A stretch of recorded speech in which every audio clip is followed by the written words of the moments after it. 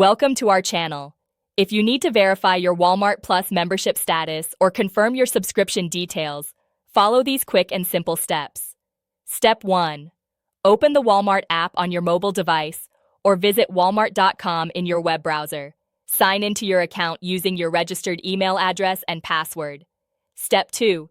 Tap on your account icon located in the top right corner of the screen. From the drop-down menu, select Account to access your account settings. Step 3. Look for the Walmart Plus section or membership option in your account menu. This section contains all information related to your subscription. Step 4. Click on Walmart Plus to view your membership details.